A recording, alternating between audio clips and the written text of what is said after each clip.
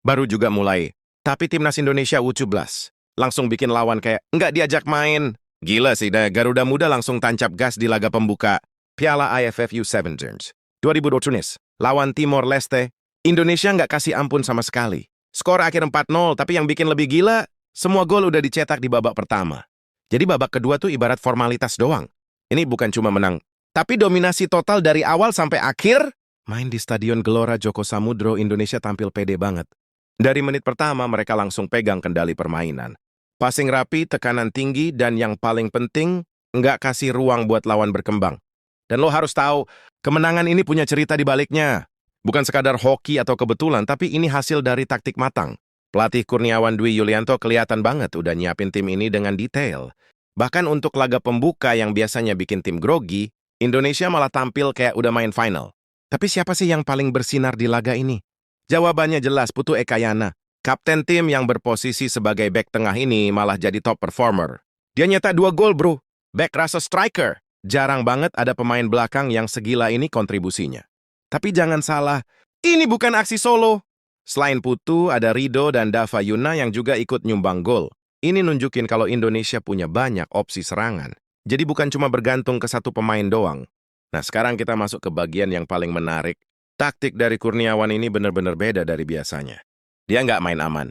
Justru di laga pertama, dia langsung gaspol dengan strategi agresif. Bayangin ini, bahkan dari kick off aja udah bikin lawan panik.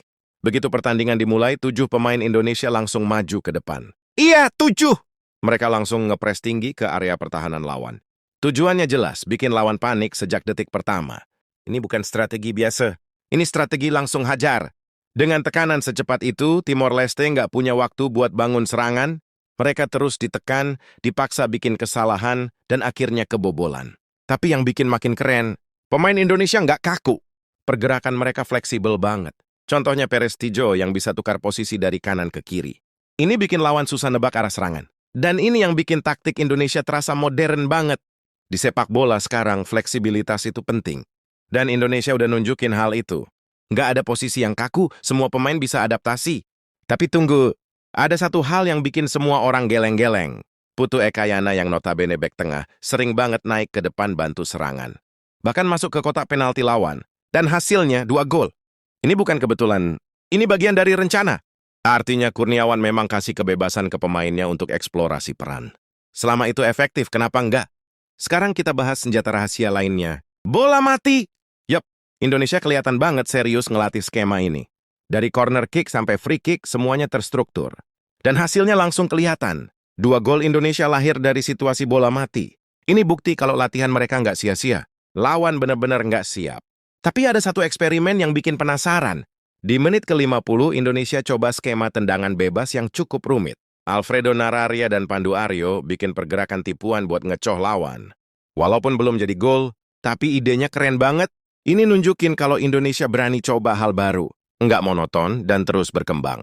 Sekarang kita lihat situasi klasemen.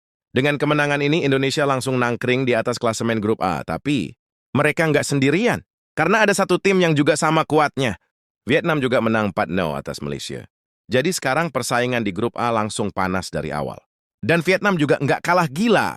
Mereka tampil dominan dan punya pemain bintang, Lee Si Bak, yang nyetak 2 gol. Tim ini jelas bakal jadi pesaing berat Indonesia. Jadi match berikutnya bakal jadi penentuan. Indonesia bakal lawan Malaysia, sementara Vietnam ketemu Timor Leste. Disinilah kita bakal lihat siapa yang paling konsisten. Tapi ternyata ada tim lain yang lebih brutal. Australia jadi tim dengan kemenangan paling besar di matchday pertama. Mereka benar-benar menghancurkan lawannya. Dan ada satu nama yang langsung viral banget, Giorgio Hasarati. Dia nyetak 5 gol dalam satu pertandingan. Gila nggak tuh? Satu orang, 5 gol! Ini bikin persaingan makin menarik. Karena bukan cuma Indonesia dan Vietnam, tapi Australia juga jadi kandidat kuat juara. Balik lagi ke Garuda Muda. Kemenangan ini jadi bukti kalau Indonesia punya potensi besar. Bukan cuma dari skill pemain, tapi juga dari strategi. Tapi perjalanan masih panjang, bro. Masih banyak pertandingan yang harus dilewati. Lawan-lawan berat udah nunggu di depan. Jadi pertanyaannya sekarang, apakah Indonesia bisa konsisten dengan permainan kayak gini? Karena konsistensi adalah kunci. Satu kemenangan besar nggak cukup. Yang penting adalah bisa tampil stabil di setiap pertandingan.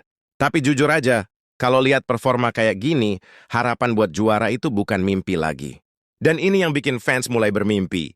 Garuda Muda kelihatan punya semua yang dibutuhkan, skill, mental, dan taktik. Tapi, apakah mereka siap hadapi tekanan? Karena makin bagus performa, makin besar ekspektasi. Dan itu nggak mudah buat pemain muda. Satu hal yang pasti, tim ini lagi on fire banget. Dan kita semua bakal nunggu kelanjutannya.